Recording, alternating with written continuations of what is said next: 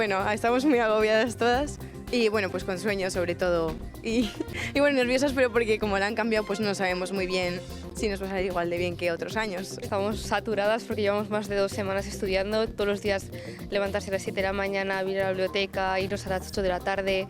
A ver, un poco estresadas, pero la verdad que ya llevamos como 2 semanas estudiando, o incluso 3, todo el rato viniendo a la biblioteca, entonces ya no sentimos ni que mañana tengamos la PAU, ya no sabemos ni por qué estamos estudiando, la verdad.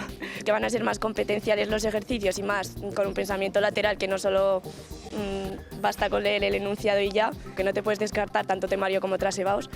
Los cambios fundamentales son que ahí tienes una pregunta obligatoria en cada asignatura, que le han llamado competencial porque no es una pregunta como tal de teoría que tú tienes que redactar, sino que es más entender. Tienes que primero entender y razonar un poco para luego extraer información de él y aportar la información de la teoría que te has estudiado. Y eso es un poco lo complicado y lo que nos da un poco de miedo porque solo tenemos un modelo y no podemos repasar a modelos anteriores porque no son iguales. Que nada por las notas de corte porque están muy elevadas y sobre todo pues en las carreras de ciencias. Confiada, cansada porque llevo sin dormir algunos días, pero vaya bien. Quiero entrar a biología en Salamanca, sí puede ser. Me gustaría entrar a matemáticas y si no, porque la nota está altita, pues a ingeniería química. Farmacia en Vitoria. ¿Qué tal? Muy buenas noches. Decenas de miles de alumnos de bachillerato, aunque también procedentes de formación profesional y de artística, se estrenan mañana una prueba de acceso a la universidad, la PAU, que por primera vez evalúa no solo los conocimientos adquiridos, sino también la madurez de los propios estudiantes. Aquí, como vemos, en La Rioja están llamados a presentarse casi 1.600 alumnos, una cifra que supera los datos del año pasado. Salvo Cataluña, Canarias y Valencia, por la DANA, el resto de comunidades mañana abrirán las aulas universitarias para comenzar esas pruebas de acceso a la universidad. Aquí serán, como vemos, días intensos estos días, el 3, el 4, el 5 y el 6, en una convocatoria ordinaria en junio y en julio una extraordinaria los días 1, 2 y 3. Bueno, pues después de 5 años con ese modelo pandemia en el que el alumnado tenía más opción para elegir e incluso podía descartar materia, el diseño de la nueva PAU se hace más exigente al incluir al menos un 25% de preguntas prácticas. La PAU no solo es una prueba de conocimiento, sino también una prueba de madurez y de responsabilidad. Se aconseja contestar solo a lo que se pregunta y no irse por las ramas. Lo importante, argumentar las respuestas y añadir ejemplos para dejarlo claro. Principal, el nombre de PAU, pasamos a la PAU, pero además quizá lo más destacado es que ya no se prima la reproducción de contenidos sino el espíritu crítico del alumno. Básicamente los ejercicios van a buscar la evaluación de la creatividad y de la capacidad de pensamiento crítico, de la reflexión, de la madurez, y basándonos en una evaluación no únicamente de contenidos y reproducción de contenidos, sino de saber interpretar. Además se contará con un único modelo por materia y la posibilidad de una tercera corrección en caso de discrepancia en las calificaciones. En relación al tipo de examen, únicamente hay un único modelo de ejercicio y puede establecerse en alguna de las preguntas, puede establecerse algún apartado que se pueda elegir. Desde el Gobierno de La Rioja se espera mantener el ratio de aprobados. Lógicamente, superar esos porcentajes será difícil, ¿no? O sea, estamos en un 98%, que es prácticamente pues, un 100%. Estamos un poco expectantes a ver lo que pueda pasar este año. Así que ya solo queda desear suerte a los examinados. El próximo martes arranca la nueva PAU. Bueno, pues ese martes ha llegado, mañana 3 de junio comienza la PAU en La Rioja, lo hace con 1.598 estudiantes matriculados. Este año la prueba, como decimos, presenta cambios significativos como un enfoque más competencial, penalizaciones por faltas de ortografía y la eliminación también de esa opción en los exámenes. Como cada año vuelve por lo tanto esa tensión, la polémica y el eterno debate si sirve realmente este modelo, si evalúa lo que debe o si es justo para todos. Vamos a hablar de ello, lo vamos a hacer con Javier Hernández, él es gerente de la Academia en Teoría. ¿Qué tal, Javier? Muy buenas noches. Hola, buenas noches, ¿qué tal? Bien. Bueno, ¿qué tal estos días previos de estos exámenes? ¿Cómo están los alumnos? Bueno, pues a pesar de que se supone que va a haber cambios, los estudiantes, por el contrario, siguen igual de nerviosos que el curso pasado. Pero bueno, ahí van. ¿Con estos cambios os ha dado tiempo a organizaros dentro de las academias? ¿Se ha dado con tiempo todos estos cambios o no?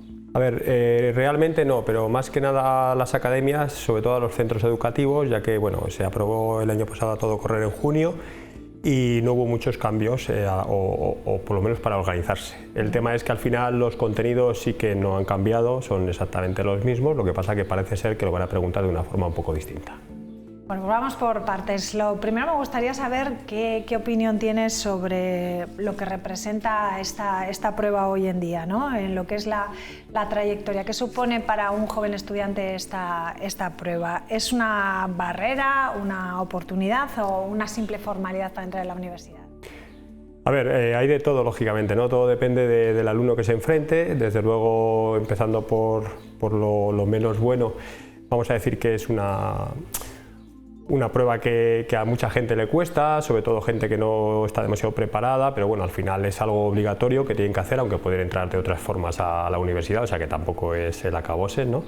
Y luego, lógicamente, a los alumnos que se preparan más y que quieren acceder a universidades más importantes o que pidan una nota de corte más alta, lógicamente es algo muy importante para ellos o para ellas, ya que al final se la juegan todo el querer entrar a una universidad u otra.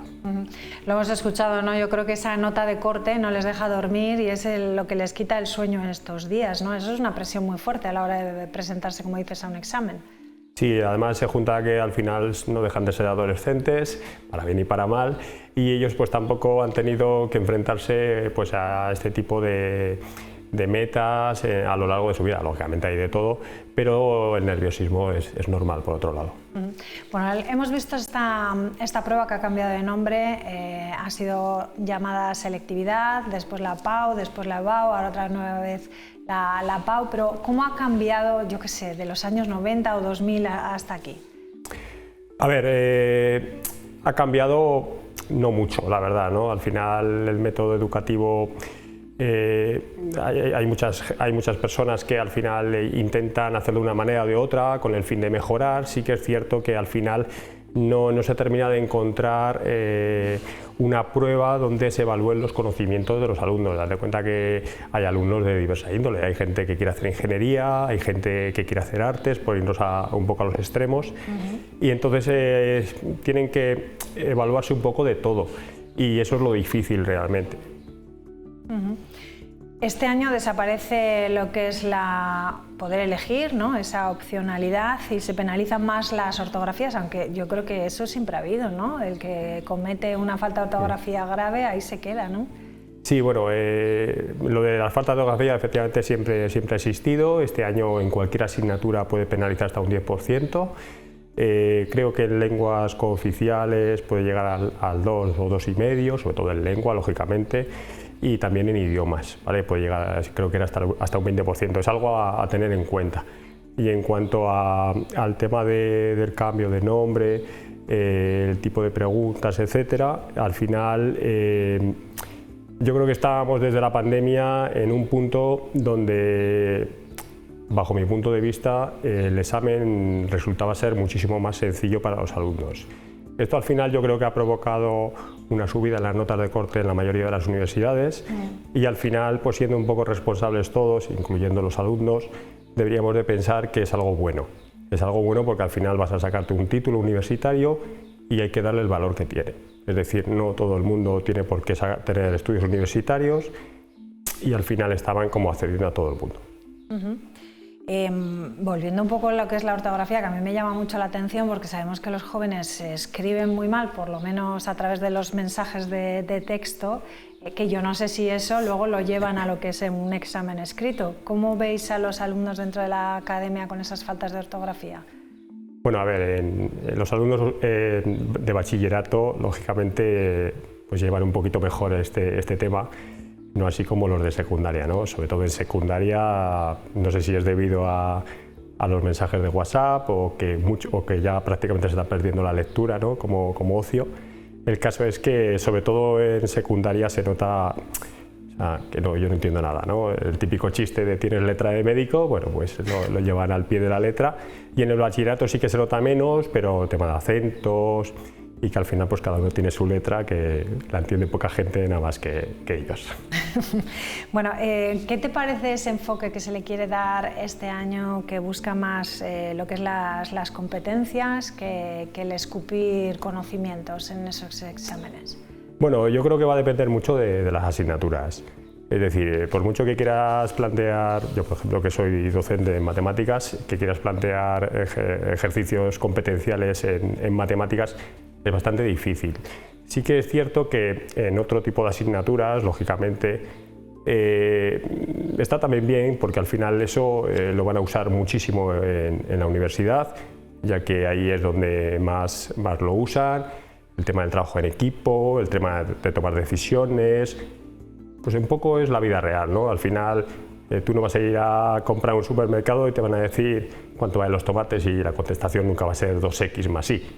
Va a ser esto, pues si compro 3 kilos, ¿no? Al final llevarlo un poco a la vida cotidiana, en cuanto a mate y en cualquier otra asignatura. ¿Ya ha habido dudas o cuáles han sido las dudas más importantes durante estos días que has tenido que contestar? Sí, a ver, al final el tema de las preguntas, estas abiertas, últimas que hemos ¿no? hablado, estas un poco más abiertas, sí. Sí, pero al final, claro, yo al final he dado mi opinión y yo creo que no se van a salir de lo que suelen preguntar año tras año. El único problema que les veo, que es donde estaban un poquito más nerviosos, es que al final, al no poder tener la opción de elegir lo que mejor lleves, pues al final para ellos es una carga de trabajo mayor, pero como digo, yo creo que hay que darle el valor que tiene. Bueno, uno de los grandes debates sigue siendo que no hay una prueba única para todo el país. Esto genera desigualdades entre unos estudiantes en una universidad u otra. ¿Esto se podría arreglar de alguna manera? ¿Se podría hacer? ¿Cómo lo veis? A ver, yo entiendo que es algo totalmente surrealista en los tiempos que vivimos. Y antes, cuando me has preguntado qué cambios ha habido desde los años 90, yo creo que hay que insistir más en qué cambios no ha habido. Y uno de estos de los importantes es precisamente ese. Yo entiendo que cuando se hacen exámenes de oposiciones, que tampoco es que esté yo muy metido en el tema, ¿no? Pero es un examen para todo el mundo, igual, a la misma hora, y es lo que hay. Y yo creo que podrían hacerlo así perfectamente. Siempre, si es que es cierto que se podría piratear o pues, con el tema de las tecnologías, pero bueno, en oposiciones también y no ocurre. Entonces yo pienso que es un tema más político que cualquier otro tema. Y desde tu punto de vista, ¿cuáles serían, por ejemplo, las principales ventajas y desventajas de este sistema actual de acceso? Pues una de las ventajas es subir el nivel. ¿Vale? Como he dicho, desde la pandemia yo creo que lo único que estamos haciendo era bajar el nivel al dejar de elegir preguntas. Vuelvo al examen de matemáticas, ya que me pilla más cerca, no podemos tener 10 ejercicios donde puedes escoger 5. Al final eso está bajando el nivel. Al final las quejas de docentes universitarios es que desde siempre han llegado con mucho menos nivel. Y yo creo que a día de hoy estamos incluso hasta bajándolo más. Empezando desde la ESO, desde cursos inferiores. Y en bachiller sí que les dan un poquito de caña, por decirlo así, sí.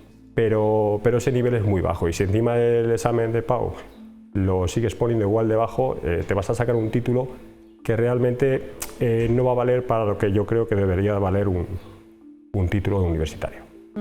Y en cuanto a las desventajas, pues bueno, no veo muchas, salvo lo que hemos hablado de que debería haber uno para todo el territorio nacional, ya que eso igualaría un poco las oportunidades para todos. Bueno, ¿cómo ves emocionalmente a los estudiantes? ¿Les preparáis de alguna manera también a la hora de enfrentarse a esos nervios del examen, a afrontar las últimas horas, a no dejarlo a todo, ¿no?, en la última noche? ¿Cómo es los consejos que les dais? Pues nosotros la última clase para PAU la dimos el jueves y como ya es habitual en nuestras academias, todos los cursos lo que hacemos es invitar a exalumnos del año pasado que justo lo han hecho para explicarles un poco que al final sí, todo el mundo tenía muchos nervios, pero al fin y al cabo han sacado mucho mejor nota de lo que esperaban. Y eso se debe a que al final pues la dificultad del examen, si lo llevas bien preparado, si has trabajado durante todo el curso, es bastante menos de lo que parece. Bueno, además hay que ir relajado, ¿no? Porque el porcentaje de aprobados todos los años es altísimo, ¿no? ¿Se podría decir o no? Sí, efectivamente, el porcentaje es muy alto y al final es lo que dicen los datos. O sea, El porcentaje que se supone que no aprueba, yo me atrevo a decir que una gran mayoría son gente que no ha podido ir por cualquier causa de fuerza mayor, ¿no? Pues que no ha podido ir porque está malo o lo que sea. Entonces, el porcentaje es prácticamente el 100%. ¿Cómo vivís estos meses, ¿no? Estos meses previos en las academias? ¿Se nota más incremento de gente que está interesada? ¿Notáis más estudiantes que vayan a las academias que otros años o no? No, más tampoco. Al final todo el mundo se suele preparar, quitando que haya asignaturas que lleven peor, que sí que acuden más a las academias. Pero hablando con compañeros, este curso, por el cambio de PAU, tampoco hemos notado un mayor incremento, al menos considerable.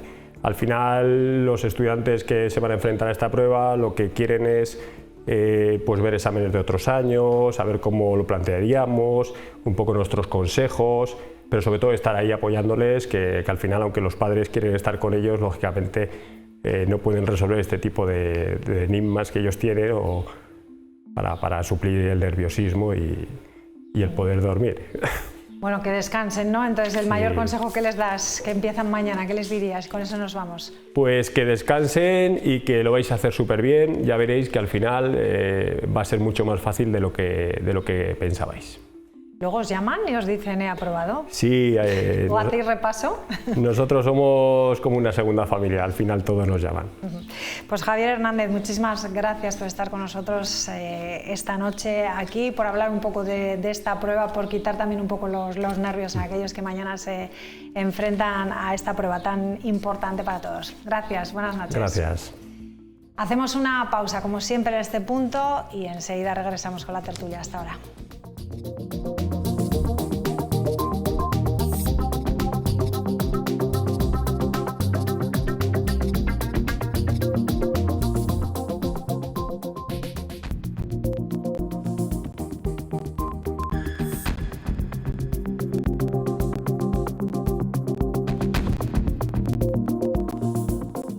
Venga, pues vamos a saludar ya a quienes nos acompañan esta noche. Tenemos a Federico Krumnak. ¿Qué tal? ¿Cómo estás? Buenas noches, María. Buenas noches. Muy bien. Vicente Urquía, ¿cómo estás? Buenas noches. Buenas noches. Bienvenido. Y Diego Mendiola, ¿qué tal? Buenas noches. Buenas noches. Bueno, vamos a hablar un poquito de la actualidad que nos llega también del fin de semana y de la actualidad que nos llega aquí a La Rioja. Mañana tenemos aquí a Alberto Núñez Feijóo. Este fin de semana Feijóo ha intensificado su actividad política de cara a ese 21º Congreso Nacional del Partido Popular que se va a celebrar del 4 al 6 de julio en Madrid.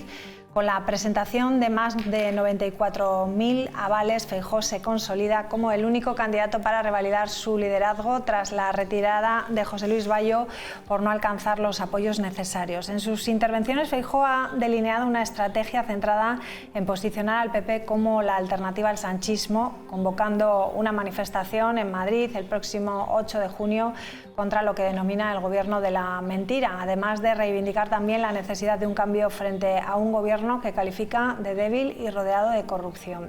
Las controvertidas declaraciones también de Ayuso y los ataques cruzados con el PSOE han protagonizado también el fin de semana y han puesto en evidencia las tensiones internas y el clima político crispado que vivimos.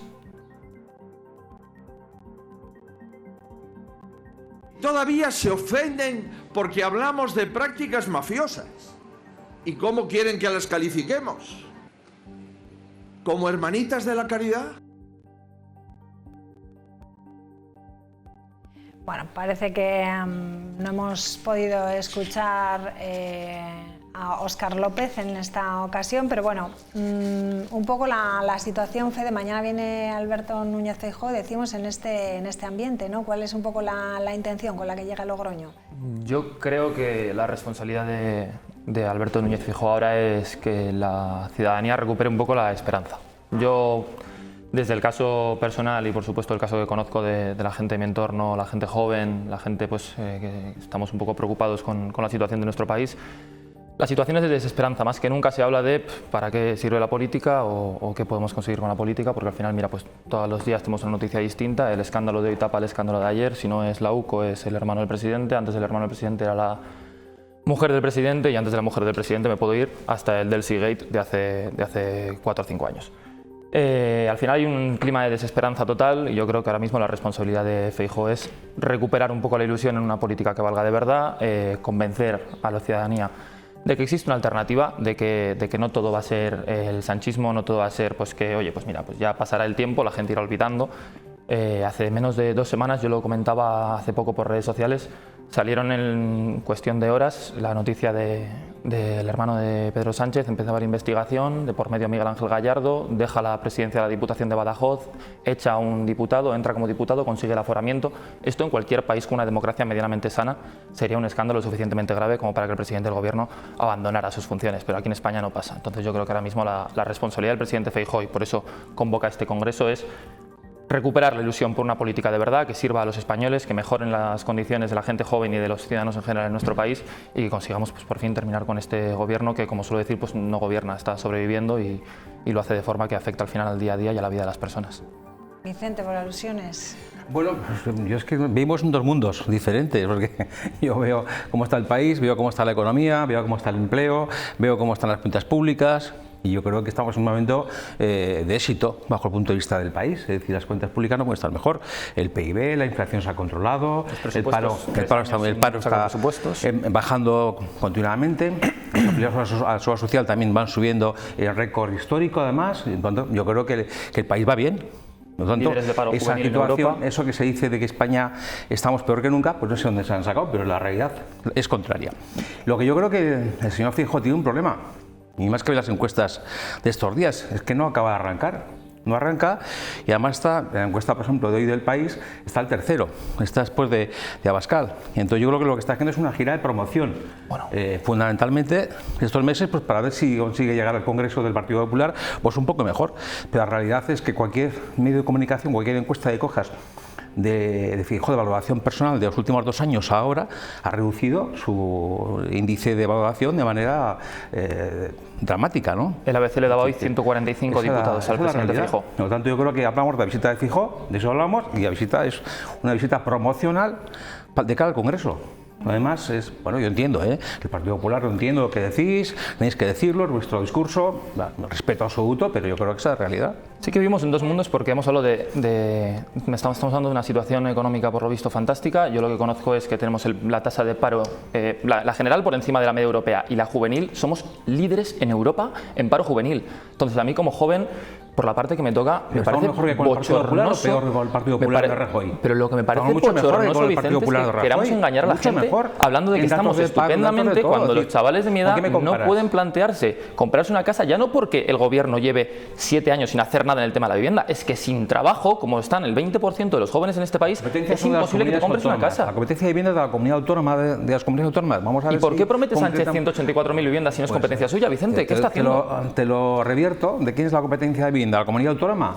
¿Qué estáis haciendo? Las comunidades autónomas del Partido Popular para reducir la vivienda. Igual tenemos que empezar por borrar el Ministerio de Vivienda, Vicente, si nos quitamos las responsabilidades. Y sobre todo, intentar que la ley de vivienda a nivel nacional no se cumpla. Eso lo estáis haciendo, boicoteando la ley de vivienda. Entonces, bueno. Enseguida seguimos con el debate. Vamos primero con la primera intervención de Diego. Han tocado tantas cosas y tan interesantes, y yo he escuchado esta mañana a mi compañero Antonio Maillo y hablaba Antonio de elevar un poco el debate político, porque si no, muchas de las veces pues parece que lo que se está haciendo es insultar a la inteligencia de las personas. Y hay un libro de poesía muy famoso de Luis Cernuda que dice la realidad y el deseo. La realidad, el Partido Popular la confunde con el deseo. El deseo de que todo fuera un desastre y de que todo fuera tal y como dicen, y entonces esas encuestas que no se las cree nadie, porque en 2023 ni una sola encuesta acertó, todas daban una holgada victoria y la victoria no se dio por holgada porque no le valió ni con los votos de la extrema derecha. Esto es una gira, coincido con Vicente, es una gira de autorreafirmación. Y cómo tienen que estar las cosas, cómo tienen que estar esas encuestas verdaderamente para que el señor Feijóo lo que tenga que hacer es una gira de autoafirmación en un congreso que no vale para absolutamente nada, porque no se va a debatir nada, ni orgánico, ni organizativo, ni estratégico, ni ideológico, porque lo único que es pues mantener al señor Mazón en Valencia, que eso es magnífica, un ejemplo de magnífica gestión, y sobre todo muchas veces lo más interesante de toda la intervención de ayer del señor Feijóo que le escuché, habló de que el conflicto no es entre el PP de Madrid y Génova, no, el conflicto es entre el PP de Madrid y Moncloa, y aquí se podría aplicar aquello de excusatio non petita, accusatio manifesta. Creo que la debilidad política del señor Feijóo, cuando la única posibilidad que tiene, el único aliado que tiene, es la extrema derecha, y esas sumas que evidentemente en todos los medios afines les dan, pero luego resulta que la ciudadanía va a votar y quizá igual no vota eso que dicen las encuestas. Por tanto, el señor Feijóo, quizá más que la alternativa al sanchismo, igual lo que tendría que estar mirando es cuál es la alternativa a sí mismo dentro del Partido Popular. Yo creo que los espectadores son gente inteligente. Creo que decir alegremente que la propuesta o el partido de Feijóo fracasa cuando es el partido que ha ganado las elecciones me parece como poco toda una tomadura de pelo.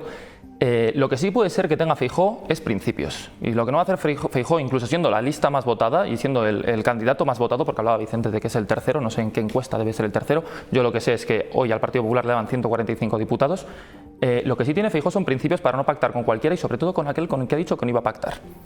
Eso sí que lo tengo claro. Si Feijóo dice que no va a pactar con X y con Y, yo sé que Feijóo no va a pactar con X y con Y antes y después de que yo le vote. De Pedro Sánchez no podemos decir lo mismo. Entonces, una realidad paralela, desde luego, yo es que no doy crédito. No doy crédito que haya gente, socialistas de verdad, de toda la vida, que no sean hoy capaces de criticar lo que está pasando con su partido. Es que a mí me indignaría profundamente, como afiliado del Partido Popular, que mi presidente se anteponga a unas siglas, a una historia, a una ideología. Es muy triste lo que está pasando con el Partido Popular y en este caso Vicente lo conoce de cerca, sabe que en su partido está pasando, sabe que en su partido hay gente que no comulga con Pedro Sánchez, que lo ha hecho público y que después de hacerlo público se les ha querido defenestrar y se ha querido dejar de contar con ellos y se ha querido hablar de esas personas como si fuesen disidentes y como si fuesen casi apestados. Y eso es lo que está pasando con el Partido Socialista. Y yo hoy me quito el sombrero ante el socialista que sabe decir que eso lo que está haciendo Pedro Sánchez no es socialismo. No es socialismo colocar a tu hermano y mentir. De verdad, es que llegar a esas alturas ya de meternos con la casa de los demás es como si me meto con tu casa. Es decir, es que creo que eso sobra, porque es que al final es que entrar aquí a ver quién hace más proselitismo de cada partido y qué partido es el peor. Mira, es que me niego a entender la política así. Yo creo que el Partido Popular, la realidad ahora mismo, objetivamente, es que su líder no está en los mejores momentos bajo el punto de vista de valoración política. Ya se lo dice en todas las encuestas. La encuesta de hoy de 40 dB en el país. ¿Y qué decía? ¿Qué decía la encuesta? Dices que es el tercer líder valorado, el tercer líder donde la gente le pregunta ¿quién quiere usted que sea presidente? Por los ciudadanos. Sí, por los ciudadanos. Dicen ¿quién quiere usted que sea presidente? El primer valorado es Pedro Sánchez. ¿Y el segundo Abascal y el tercero Feijóo. Entonces es la realidad. Cogemos la estadística que queremos. La encuesta del 40 dB en el país, que además es una encuesta que el país se puede descargar completa con las tripas, que se puede ver toda la encuesta completa. Es lo que dice, pero bueno, es la realidad. Es el ejercicio de siempre, Vicente, es hacer la fotografía a la esquina que os interesa y no hablamos aquí de cuál es la intención de voto de los españoles, de cuántos... En el PSOE hay gente, por favor, mira, es que de verdad, es como si yo empezara ahora a decir la lista de corrupciones que hay en tu partido, pero es que ¿a dónde nos lleva el tú más? Es que de verdad, que no entra yo ahí. Lo que ocurre que es no es una estrategia bien pensada, porque yo creo que sí que es, evidentemente hay que investigar cuestiones que puedan afectar al Partido Socialista, como a Izquierda Unida o como a cualquier partido político, cuando... No estamos de acuerdo, porque lo que sí que es grave es que un exsecretario de Estado de Seguridad haya sido condenado. Esta misma semana pasada, y ese señor sí que tenía muchísimo poder, más que el de la Diputación de Extremadura, de Badajoz, perdón. Y no se le escucha al Partido Popular decir que ese señor era un impresentable y un corrupto que utilizó a la Policía Nacional, a la Guardia Civil y al Ministerio de Interior para beneficiarse a sí mismo y a toda la camarilla que estaba condenada. Sí, pero el Partido Popular no tiene ninguna credibilidad, ninguna credibilidad para criticar absolutamente nada a nadie. Y la realidad de unas elecciones en 2023 que fueron plebiscitarias, porque era o el Partido Popular y la ultraderecha o los demás, y ganamos los demás. Y lo plantearon desde un punto de vista plebiscitario. Que eran los demás antes de las elecciones? ¿Por qué descubrimos todos después? ¿Por qué Pedro Sánchez dijo en las primeras elecciones que no gobernaría con Pablo Iglesias y gobernó con Pablo Iglesias? ¿Por qué dijo en las segundas elecciones que él no iba a pactar con los independentistas y pactó con los independentistas? ¿Por qué dijo que no iba a haber amnistía, no iba a haber indultos y ha habido amnistía y ha habido indultos? ¿Por qué ha habido una condonación de la deuda en Cataluña? ¿Por qué no se dijo todo eso antes de las elecciones? Pero que es que a mí Pedro Sánchez no me tienes que preguntar por Pedro Sánchez. Me estabas hablando ahora en primera persona del plural. Sí, yo te digo los demás. Yo cuando me presenté por candidato a Sumar, una de las condiciones sine qua non era que al Partido Popular, si la suma pasaba con la extrema derecha, era una un cordón sanitario. Y ese cordón sanitario lo plantearon el Partido Nacionalista Vasco, Euskal Herria Bildu, Esquerra Republicana, y otra cosa es que no os guste el resultado. Y esa España... A mí me gusta que me mientan. Esa España es la realidad y la pluralidad y la plurinacionalidad. Que nos guste más, nos guste menos. A mí me gustaría que Izquierda Unida tuviéramos 300 diputados. Tenemos 7 dentro del grupo plurinacional de Sumar. Entonces lo que tienes que hacer es, en base a los resultados, y que el problema es la gestión de las expectativas. Generaron unas expectativas y siguen en las expectativas, y se han pasado 2 años y el señor Feijóo se le está quedando un poquito cara de Pablo Casado. Eso es lo que le pasa al Partido Popular, que no sabe cuál es la alternativa, porque sabe que con la extrema derecha probablemente no vayan a poder gobernar nunca, por mucho que digan las encuestas. Por el momento el Partido Popular ha intensificado su presión sobre el gobierno de Pedro Sánchez en vísperas de la conferencia de presidentes que se va a celebrar este viernes 6 de junio en Barcelona. Los líderes autonómicos del PP han amenazado con boicotear la reunión si no se amplía el orden del día para incluir temas como la financiación autonómica, la crisis energética, la inmigración y la escasez de personal sanitario. El Ejecutivo, por su parte, propone centrarse en vivienda y formación profesional. El portavoz del PP, Borja Semper, calificaba de ignominia la negativa del Gobierno a abordar estos asuntos y advertía de que, de no atenderse sus demandas, podría recurrir a los tribunales para impugnar la convocatoria. Vuelve a pasarse por el arco del triunfo, permítame esta expresión, el propio reglamento, la norma, y hace de su capa un sayo, pues veremos cuál es la respuesta que adoptan los presidentes de las comunidades autónomas. No descarte usted ninguna posibilidad, pero van a intentar, como es natural, que el reglamento se cumpla, que la norma se ejecute y que puedan introducir en el punto de orden del día los temas que ellos consideran que afectan a los ciudadanos de sus comunidades autónomas. Bueno, ¿cuál es la situación en estos momentos? ¿Qué ha dicho el Partido Popular? Porque creo que hoy se les enviaba una carta al presidente, ¿no? En esa carta, ¿qué es lo que se dice? En esa carta se reclama únicamente el cumplimiento de la legalidad y el cumplimiento del reglamento de funcionamiento de la Conferencia de Presidentes. El presidente Pedro Sánchez, una más, como veníamos hablando hasta ahora, no quiere hablar de los temas propuestos por los presidentes autonómicos. Sencillamente porque existe una mayoría popular dentro de las presidencias autonómicas y dentro de la Conferencia de Presidentes. El artículo 5.2 del reglamento de funcionamiento de la Conferencia de Presidentes dice que una mayoría de presidentes autonómicos pueden presentar puntos para incluir en el orden del día.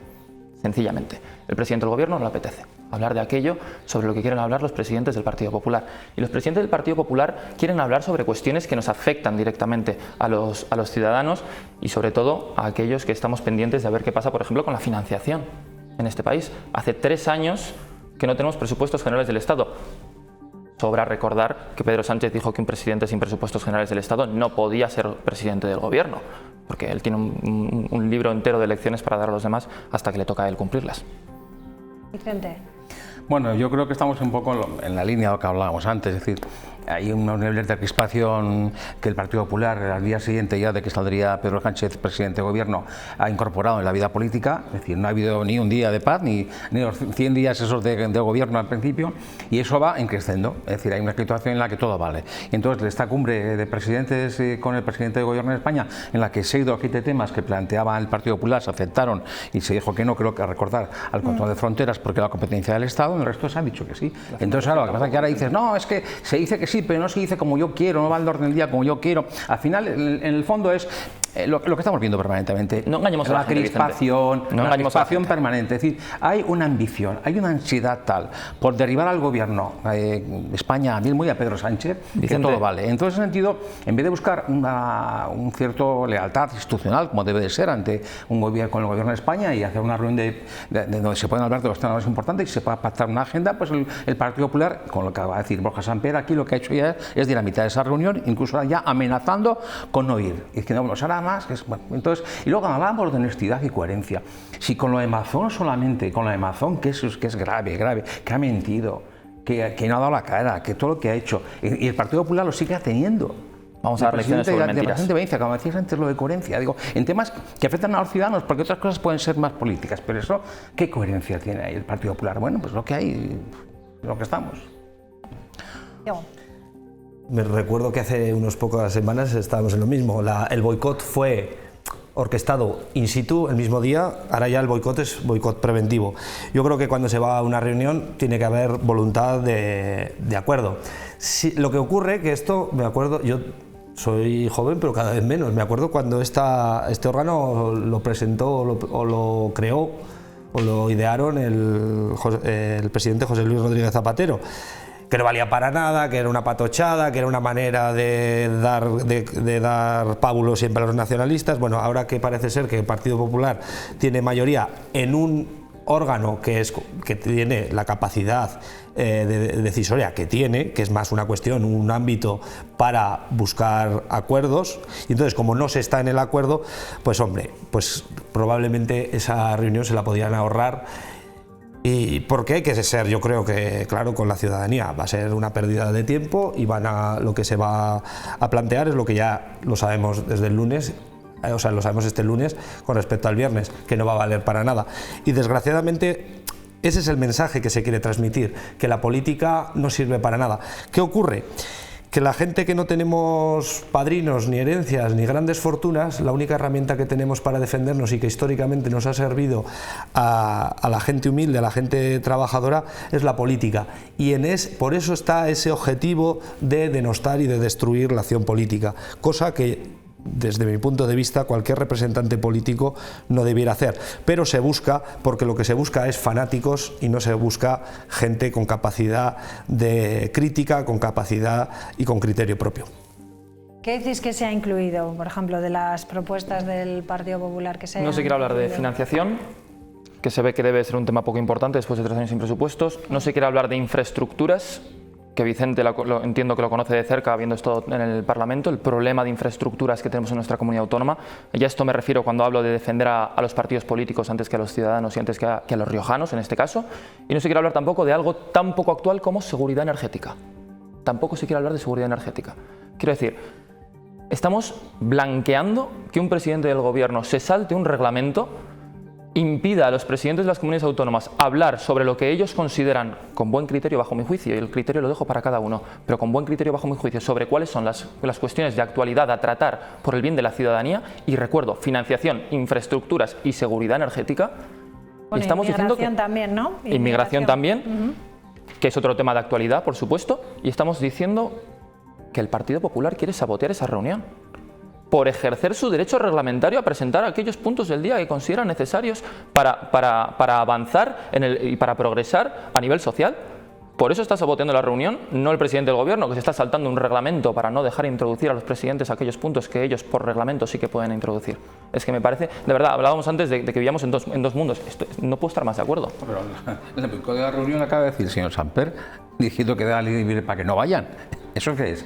Es decir, oye, hay una lealtad institucional, igual no te gusta la agenda, ¿Tú irías a Mordazo a una reunión, Vicente? Pero como presidente igual tienes que ir, y lógicamente no creo que el presidente de gobierno de España le vaya a cortar el micrófono a ningún presidente de comunidad si se sale. No ha hecho falta, Vicente, no les ha dejado introducir los puntos y luego, por ejemplo, del día. La agenda energética sí se va a tocar, está incluida en el orden del día, y como también el tema de APUPAS, que también estaba ese apellido, también está incluido en el orden del día. Entonces, bueno, infraestructuras no es importante para la Rioja, financiación tampoco, con lo que Vicente. ha dicho Borja Samper, es que, claro, eso directamente es decirle a las comunidades, venga, a ver cuál ¿Y qué está diciendo el presidente del gobierno a todos los ciudadanos de cada comunidad autónoma cuando se salta un reglamento para que no se pueda hablar sobre aquello que sus presidentes están proponiendo? Porque ya que dices qué es lo que está diciendo Borja Semper, cuéntanos también qué está diciendo Pedro Sánchez, que te toca más de cerca. Cuando se salta el reglamento para que los presidentes no puedan hablar sobre lo que proponen. La agenda, se han juntado el ministro el otro día con los consejeros y ahí, de los 7 temas que planteó el PP, 6 temas se habían aceptado. Entonces, bueno, pues... Vicente, seguridad energética, inmigración, financiación, infraestructuras. Es que llevo 4.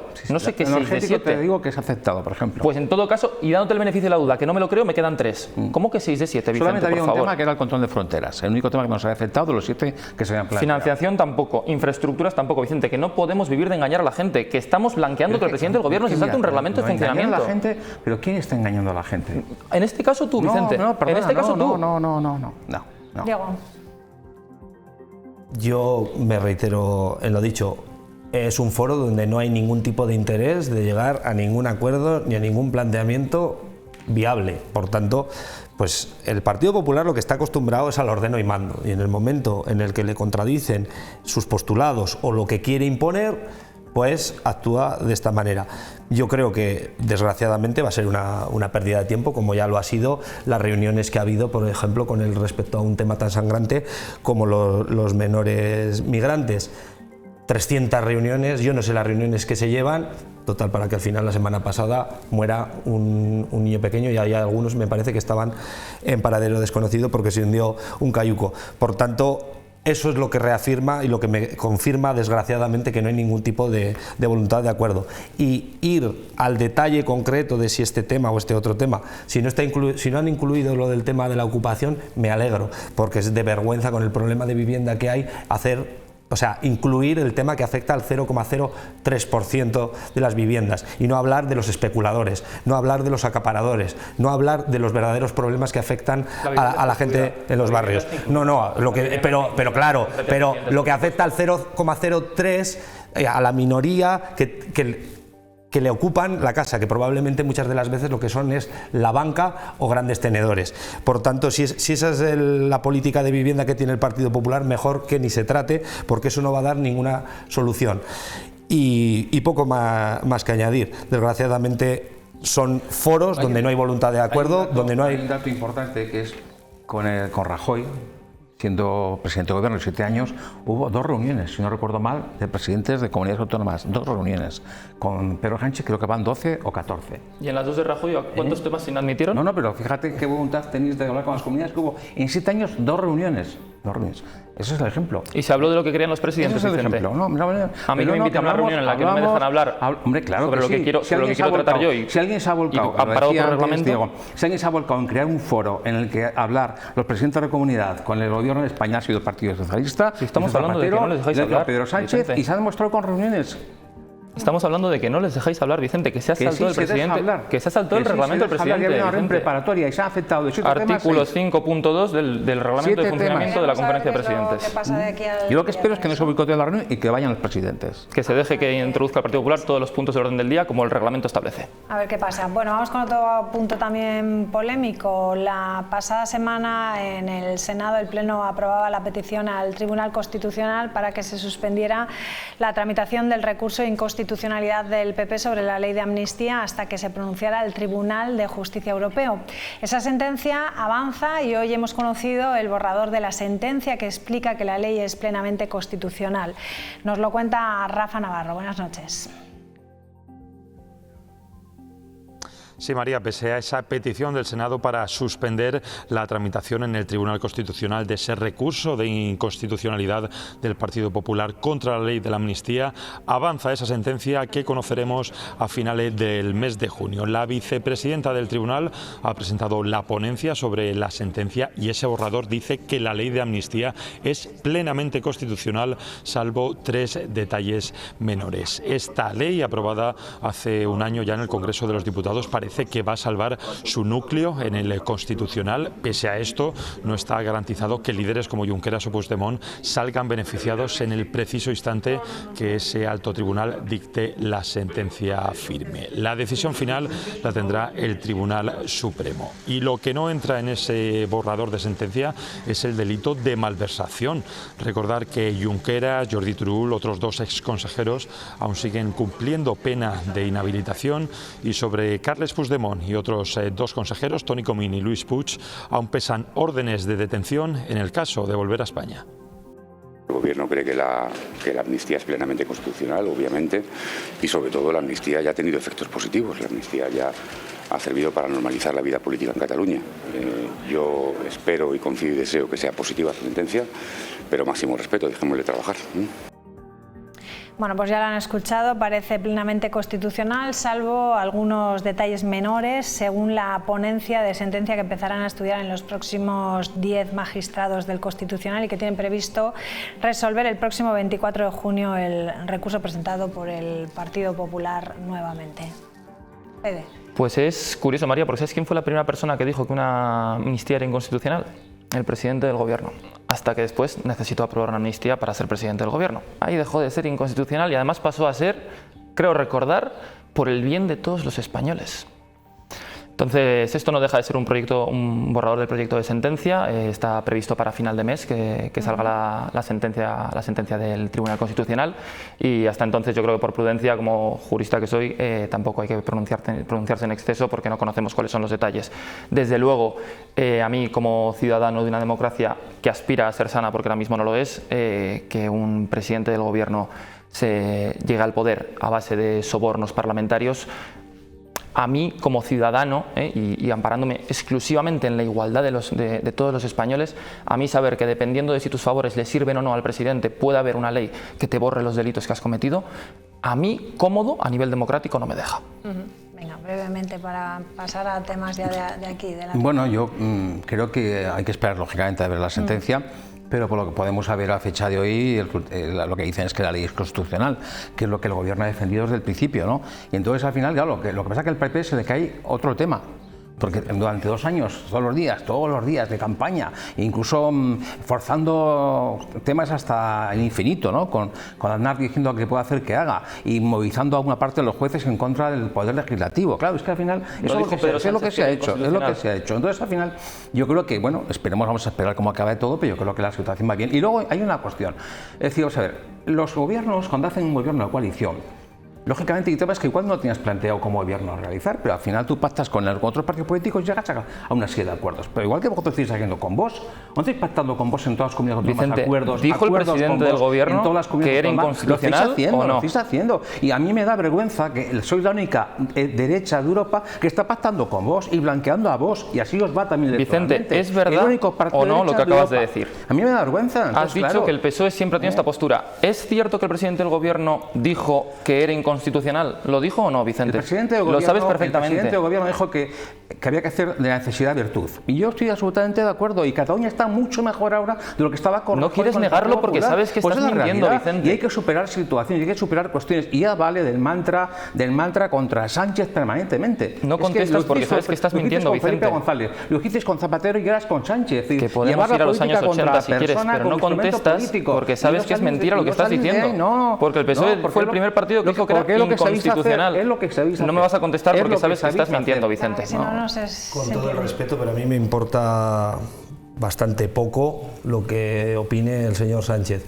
Yo sé lo que opino yo y lo que opinaba mi organización política y otra serie de organizaciones políticas que tienen muchos escaños en el Congreso de Diputados actualmente. Y es, algunos lo decíamos desde el mismo 1 de octubre de 2017, un problema político no se puede solucionar con la represión policial y con la justicia declarando delitos de terrorismo, alta traición, bueno, entonces a la cúpula del Paris Saint-Germain por los altercados de este fin de semana en Francia también les tenían que guillotinar, 2 fallecidos y no sé cuántos detenidos.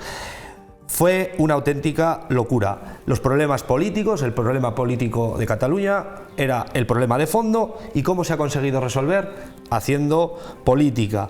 La amnistía será buena, mala o regular, ahora depende, ¿no? Porque se defiende mucho el sistema judicial, pero si me dan la razón, yo creo que las sentencias judiciales se deberían poder criticar políticamente porque no son Dios en la tierra, son otro poder del Estado que se supone que es un poder democrático, que no imparcial, porque hubo muchos jueces que promovieron manifestaciones preventivamente contra esa ley de amnistía, que todavía veremos a ver qué dice la sentencia.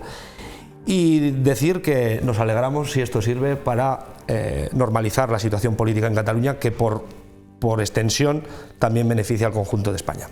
Venga, vamos con algo más cercano. Tensión en el Parque de Servicios de Logroño por la huelga que amenaza las fiestas de San Bernabé. El PSOE acusa al Ayuntamiento de estar frenando la negociación por su delicada situación económica. Y desde el equipo de gobierno, el alcalde responde que ya se han presentado varias ofertas que han sido rechazadas. Es que estos fines de semana se están produciendo muchas fiestas de las asociaciones de barrio y se están quedando sin algunos de los servicios o algunos de los actos que tenían estas asociaciones de vecinos, porque no está el parque de servicios. Decirle al Partido Popular que hay que entablar un diálogo, pero sincero y con ganas de alcanzar un acuerdo. Y también tengo la sensación de que la situación económica del Ayuntamiento está afectando en no llegar a un acuerdo al parque de servicios. Pues se han rechazado varias ofertas del equipo de gobierno. Eso es lo que yo puedo decir. se han rechazado, insisto, varias ofertas del equipo de gobierno. Bueno, ¿qué ha pasado aquí? Porque estamos a la vuelta de la esquina con las fiestas y es delicado el asunto, ¿no, Vicente? Sí, porque San Bernabé y San Mateo especialmente, y bueno, luego toda la fiesta de los barrios, pues el parque de servicios es el que monta, desmonta, va aquí, para allá y está a plena eficacia. Vamos a ver si es posible que se diga en acuerdo. Yo, como me ha tocado ser concejal de Economía del Ayuntamiento y he sufrido estas cosas también, pues lógicamente yo creo que tiene que haber diálogo, porque es la única manera de solucionar estos temas. Y luego se ha generado una situación en el Ayuntamiento que se generó con la policía local, en la que ahí el anterior alcalde y el anterior gobierno intentó pues mantener una posición pues coherente, ¿no? Y claro, en el momento en que tú al final como gobierno a un colectivo lo premias, estás haciendo agravios con el resto de los colectivos.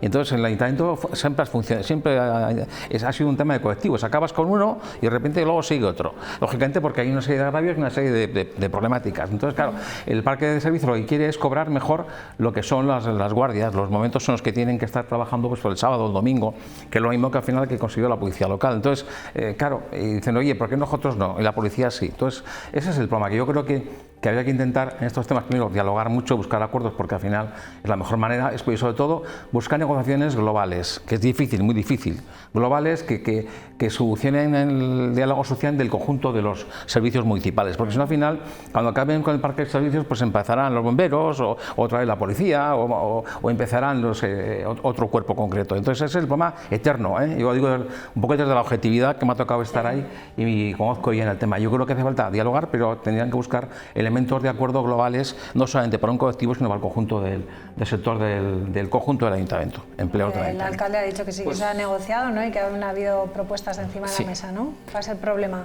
Pues para terminar el programa voy a estar de acuerdo con Vicente, porque efectivamente lo que se buscó hace ya un año fueron soluciones globales, y por eso se aprobó un convenio de personal de la mano de todas las fuerzas sindicales. Este mismo equipo de gobierno aprobó, y por supuesto el parque de servicios como parte del equipo funcionarial del Ayuntamiento de Logroño se ha visto beneficiado por el acuerdo al que se llegó hace un año y medio. Es verdad que desde entonces el parque de servicio tiene una reclamación importante con el tema de las horas extraordinarias, y este equipo de gobierno desde ese momento ha estado negociando con el parque de servicios. Es totalmente cierto que hasta ahora pues, se han ido rechazando las ofertas que hacía el equipo de gobierno. El tema de la policía local, que también lo ha comentado Vicente un poco por encima, es importante aclarar a la ciudadanía que la policía local tiene un régimen especial como parte de las fuerzas y cuerpos de seguridad del Estado, y como tal tiene un tratamiento especial. Y por eso la negociación con la policía local sí que tiene que ir por otro lado. Eso no es así. Eso es así, Vicente. Eso es así. Y hablabas de buscar soluciones. Hablabas de buscar. Si me dejas termino, porque nos queda poco tiempo y quiero poder contar lo que está pasando. Porque has hablado de buscar soluciones globales, que es exactamente lo que supone llegar a un acuerdo con las fuerzas sindicales para renovar un convenio de personal en el Ayuntamiento de Logroño que llevaba 10 años sin actualizarse. Desde el equipo del Gobierno, otra cuestión fundamental es: hay que dejar claro a la ciudadanía que las fiestas de San Bernabé se van a desarrollar con total normalidad. Se ha llegado a un acuerdo con el comité de huelga para garantizar unos servicios mínimos que efectivamente consigan que las fiestas de San Bernabé se desarrollen con normalidad. Y poco más. Al final, pues, por supuesto, el equipo de gobierno va a seguir abierto al diálogo. En cualquier momento el equipo de gobierno se puede sentar, el sindicato se puede sentar con el equipo de gobierno para seguir negociando y con el objetivo futuro de llegar a un acuerdo que sirva a todas las partes. Pero dos ideas claves: en primer lugar, los servicios mínimos están garantizados, y en segundo lugar, ya se ha llegado a ese acuerdo global que exigían desde el Partido Socialista, que fue la renovación del convenio de personal. Diego, nos tenemos que ir brevemente. Pues contra la patronal, con los trabajadores. Los trabajadores no amenazan la huelga y no van a la huelga por capricho, y decir que sí, que cuando un colectivo gana un derecho laboral o una mejora, puede ser que sea un motivo de emulación para otro. Así es como se han conseguido las cosas, así es como se ha conseguido mejorar las condiciones de la clase trabajadora, y por tanto pues todo el apoyo a los trabajadores municipales del Ayuntamiento de Logroño, porque ese es el camino que históricamente siempre ha dado frutos, que es la lucha y la presión y la huelga. Bueno, pues a ver si se alcanza un buen acuerdo, ¿no? Para que esas fiestas, aunque dices que que esos servicios mínimos se van a cumplir, pues que se desarrollen con total normalidad. Gracias a los tres, como siempre, un placer. Muy buenas noches y a todos ustedes les dejamos ya con nuestros compañeros de deportes, con Campeones. Adiós.